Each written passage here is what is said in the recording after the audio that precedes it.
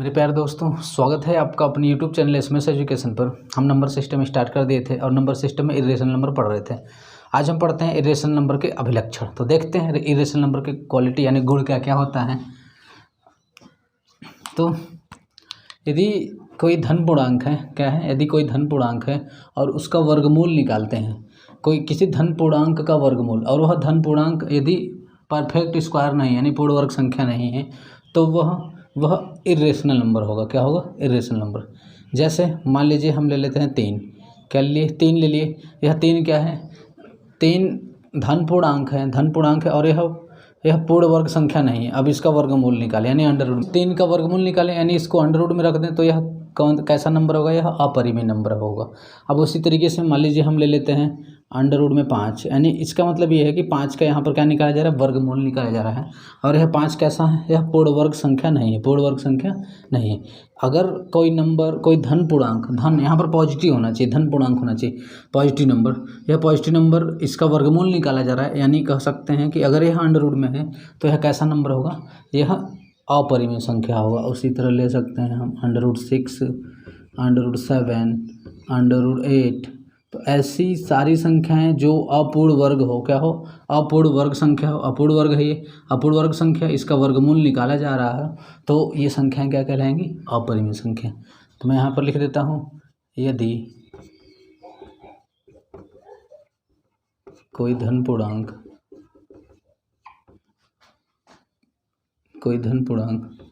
जो अपूर्ण वर्ग संख्या हो,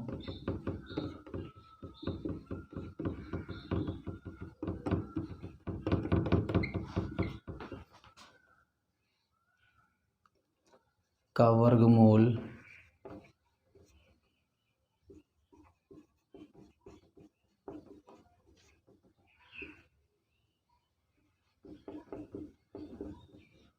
अपरिमेय होता है। क्या होता है? यदि कोई धन पूर्णांक जो अपूर्ण वर्ग संख्या हो, क्या हो? अपूर्ण वर्ग संख्या हो, का वर्गमूल अपरिमेय होता है। यहाँ पर देखा 3 है, 3 अपूर्ण वर्ग संख्या है, पूर्ण वर्ग संख्या नहीं है, इसका वर्गमूल यानी इसको अंडर रूट में ले लें, तो यह कैसा नंबर होगा? यह अपरिमेय होगा। उसी तरीके से हम यहाँ पर क्या ले लें? 5 को ले लें। यह भी हम देख रहे हैं यह अपूर्ण वर्ग संख्या है, इसका जब वर्गमूल निकालेंगे यानी यह अंडर रूट में जब इसको ले लेंगे तो यह कैसा नंबर होगा? यह अपरिमेय संख्या होगा। क्या होगा? अपरिमेय संख्या। उसी तरीके से हम यहाँ पर ले लें अंडर रूट 28। यह भी क्या है?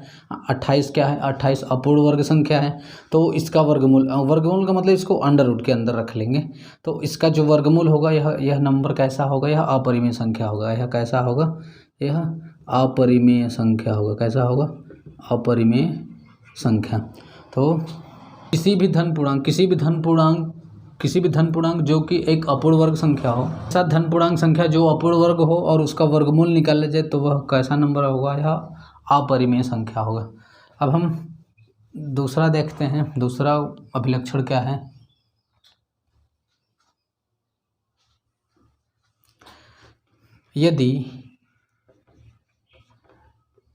यदि अंडर रूट एक्स एक अपरिमेय संख्या है, क्या है?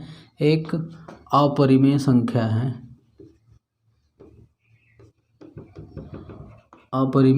है, तो इसका निगेटिव भी अपरिमेय संख्या होगा।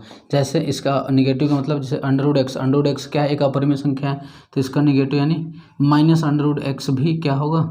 एक्स भी अपरिमेय होगा। क्या होगा?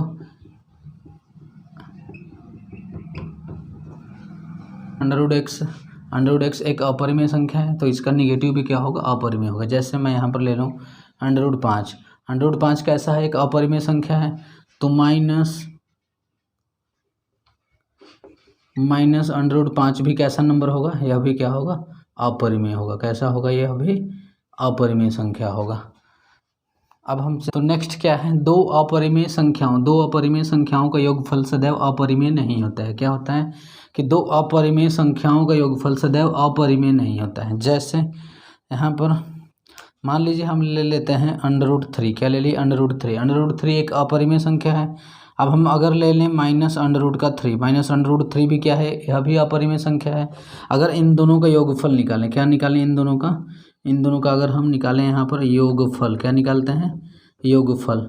तो इसका जब योगफल निकालेंगे तो अंडर रूट 3 प्लस माइनस √3, जब इसको सॉल्व करेंगे तो ये आ जाएगा √3 माइनस √3 बराबर क्या आ जाएगा 0, जबकि 0 क्या है, 0 एक परिमेय संख्या है, यह अपरिमेय नहीं है। क्या है ये, यह परिमेय संख्या है, यह परिमेय है। क्या है, यह परिमेय संख्या है। तो यहाँ प्रकार है दो अपरिमेय संख्याओं का योगफल सदैव सदैव अपरिमेय संख्या नहीं होता है।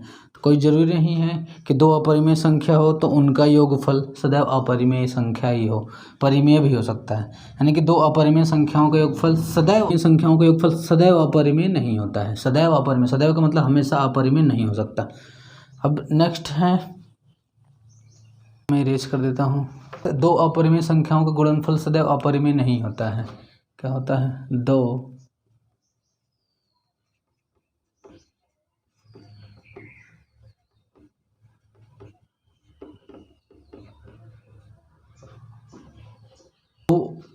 अपरिमेय संख्याओं का गुणनफल सदैव अपरिमेय नहीं होता है, सदैव अपरिमेय नहीं होता है। जैसे मान लीजिए हम यहाँ पर ले लें, दो अपरिमेय संख्या ले लेते हैं। मान लीजिए हम यहाँ पर ले लिए हैं √2, एक अपरिमेय संख्या √2, यह अपरिमेय है। 5√2 यह क्या है, यह भी अपरिमेय संख्या है। क्या है ये, √2 और 5√2 यह क्या है, अपरिमेय संख्या है। अब इनका निकालते हैं गुणनफल। जब इनका गुणनफल निकालेंगे तो ये आ जाएगा आपका 5 × √2 ये हो जाएगा 2, तो 5 दूना के क्या हो जाएगा 10। अब हम देख रहे हैं 10 क्या है, 10 परिमेय है। 10 क्या है, परिमेय है। अगर मान लीजिए यहाँ पर हम ले लेते हैं √3 और यहाँ पे ले लिए √2, अब इसका मल्टीप्लाई करते हैं, गुणा करते हैं आपस में, तो ये आ जाएगा √6, और √6 क्या है, अपरिमेय। क्या है ये, अपरिमेय है। तो हम यहाँ पर देख रहे हैं कि दो अपरिमेय संख्या है, जब इसका गुणा कर रहे हैं तो परिमेय भी आ रहा है, और दो अपरिमेय संख्याओं का गुणा करने पर अपरिमेय भी आ रहा है। इसका मतलब ये है कि दो अपरिमेय संख्याओं का गुणनफल सदैव अपरिमेय नहीं होता है, परिमेय भी हो सकता है और अपरिमेय भी हो सकता है। अब हम चलते हैं नेक्स्ट की ओर। है यहाँ पर एक परिमेय संख्या, क्या, एक परिमेय संख्या और एक अपरिमेय संख्या। एक परिमेय संख्या और एक अपरिमेय संख्या का योगफल व अंतर सदैव अपरिमेय होता है। क्या होता है, सदैव अपरिमेय। जैसे मान लीजिए एक परिमेय संख्या हम ले लिए हैं 4, परिमेय संख्या 4 ले लिए हैं, और एक अपरिमेय संख्या ले लेते हैं 5। क्या ले लिए हैं, 5। अब इसका हम निकालते हैं योगफल। जब इसको योगफल निकालेंगे तो ये अंडर रूट के अंदर है, यह इसके साथ नहीं जुड़ेगा। अब यह क्या होगा, यह इसी तरीके से होगा, और यह कैसा नंबर है, यह अपरिमेय है। कैसा है ये, अपरिमेय। कैसा नंबर है ये, मान लीजिए इन्हीं संख्याओं का अंतर निकालते हैं, तो यह 4 माइनस √5, यह भी देख रहे हैं, यह भी इसके अंदर से नहीं घटेगा, तो यह भी कैसा नंबर है, यह भी देख रहे हैं अपरिमेय नंबर है। कैसा है ये, अपरिमेय है। कैसा है ये, अपरिमेय है। तो कोई सा भी एक परिमेय संख्या और एक अपरिमेय संख्या ले करके जब उसका योगफल यानी जोड़, योगफल और अंतर यानी घटाना निकालेंगे तो वह सदैव अपरिमेय आएगा। क्या आएगा, हमेशा अपरिमेय आएगा। अब नेक्स्ट देखते हैं, इसको मैं इरेज कर देता हूँ।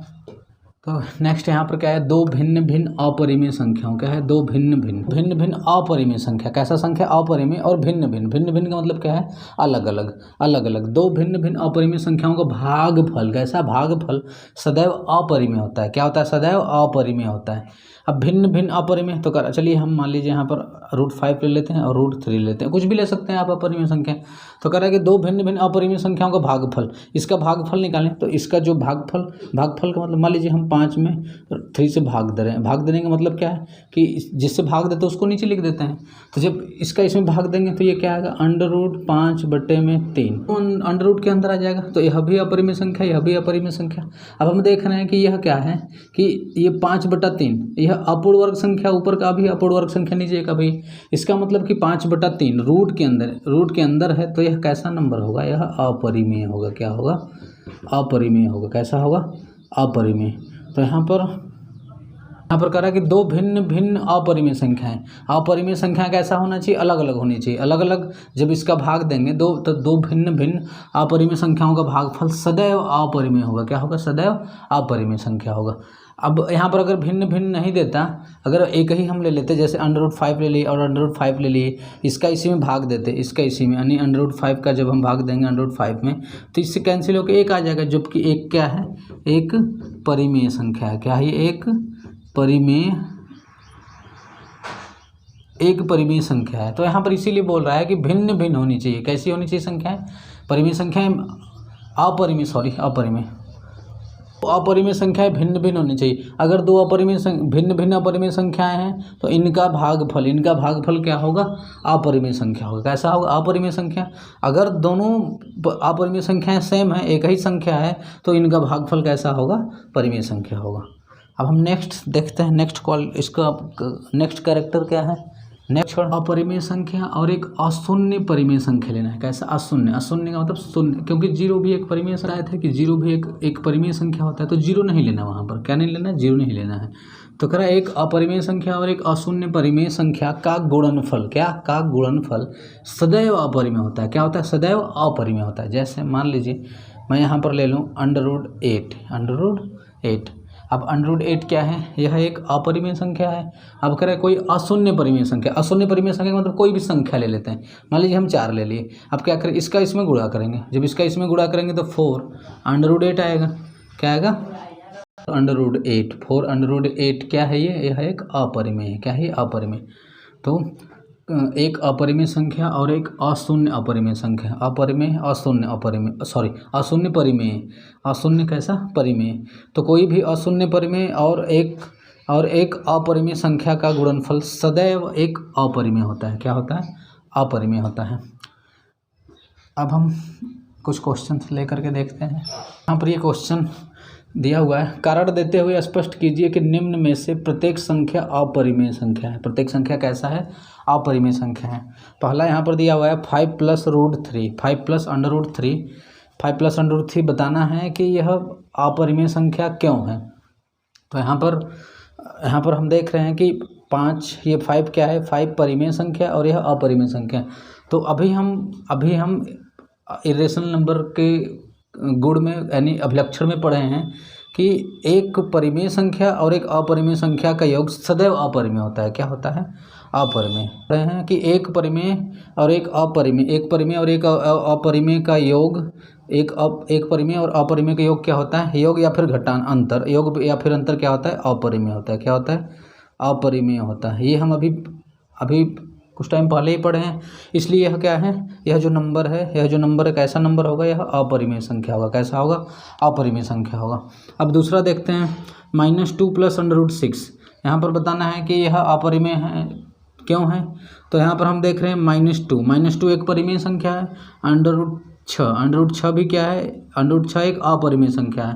तो यहाँ पर देख रहे हैं एक परिमेय और एक अपरिमेय का यहाँ पर क्या है? योग है। यहाँ पर क्या है? योग है। तो एक परिमेय और एक अपरिमेय का योग या फिर अंतर हमेशा क्या होता है? अपरिमेय होता है। इसलिए यह क्या है? यह भी अपरिमेय है। क्या है ये? यह अपरिमेय है। कैसा है ये? अपरिमेय है। ये अपरिमेय है। यह अपरिमेय है। अब यहाँ पर हमको बताना है 3√7। क्या बताना है? यहाँ बताना है 3√7। 3√7 एक अपरिमेय संख्या है। तो यहाँ पर हम देख रहे हैं 3 क्या है? 3 एक परिमेय संख्या है। कैसा है? 3 परिमेय है और √7 क्या है? √7 अपरिमेय संख्या है। क्या है ये? अपरिमेय संख्या है। तो हम अभी पीछे पढ़े हैं कि एक अशून्य परिमेय संख्या 3 क्या है? 3 अशून्य परिमेय है। तो ये 3 का √7 के साथ क्या है? गुणा है। तो एक अशून्य परिमेय संख्या और एक अपरिमेय संख्या, एक अशून्य परिमेय संख्या और एक अपरिमेय संख्या का गुणनफल सदैव क्या होता है? अपरिमेय होता है। इसलिए यह क्या होगा? यह अपरिमेय होगा। कैसा होगा? 3√7 कैसा होगा? अपरिमेय होगा। अब उसके बाद देखते हैं -3√8। यहाँ पर भी सेम कारण है जैसे कि यहाँ पर है। -3 क्या है? एक परिमेय संख्या है। √8 क्या है? यह एक अपरिमेय संख्या है। -3 एक अशून्य परिमेय संख्या है और यह अपरिमेय संख्या। तो अशून्य परिमेय संख्या और अपरिमेय संख्या का गुणनफल सदैव क्या होता है?